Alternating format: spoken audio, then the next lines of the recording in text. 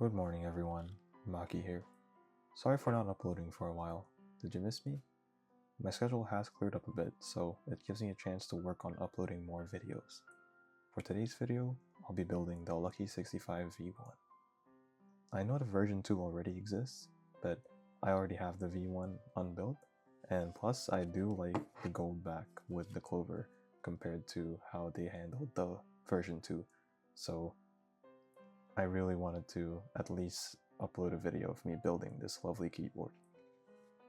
While that's the case, I do have the newer version 2 sitting somewhere under my bed, and I'm just waiting for keycaps to arrive, so stay tuned for that video.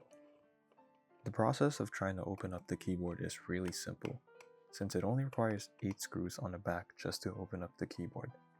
However, I don't think you really need to worry about trying to open it up, because the keyboard already sounds fantastic straight out of the box. Personally, I'm just opening it so I can show all of you what's inside the keyboard and the different parts that it has. When taking apart the keyboard, the only thing you essentially have to worry about is disconnecting the cable from the PCB that connects it to the USB-C port. I did notice that the keyboard did come with 2 switches. I believe they are the coconut latte switches that Wacab has, and they have this fairly solid, creamy potential sound, which I may pick up sometime in the future review.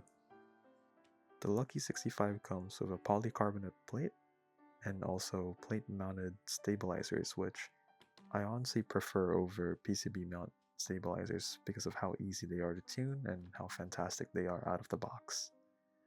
It does come with the default layers of foam that you see in most keyboards nowadays, and it helps you get that creamy sound that's really popular now. The PCB is 1.2mm wood flex cuts, as well as having these rubber feet as this rubbery acid mount, and supposedly it helps it have a more bouncy typing feel. That's all there is that this keyboard has, so it's quite simple. So while I put this keyboard back together, I want you to comment down below what your favorite switch is, or comment down a switch that you really want to try out. And I can't wait to see what you all have to say about it. Now, it is a pain to put the screws back in there, so I use that quick transition and we can get straight into building this keyboard. Here's a sneak peek of the keycaps that I'm going to be using. It's this lovely orange hamster colorway, and I think it's just going to look fantastic on this keyboard. For the switches, I use the HMX Lotus switches. They provide this nice, creamy, clacky combination of sounds, and honestly, I think it'll just sound great on this keyboard. And boom, you can see now that the switches have been installed, and I'm starting to install the keycaps onto the keyboard. I first placed the keycaps that had stabilizers on them and made sure to sound test them all to make sure it sounds great. And after that, we can go straight into the sound test.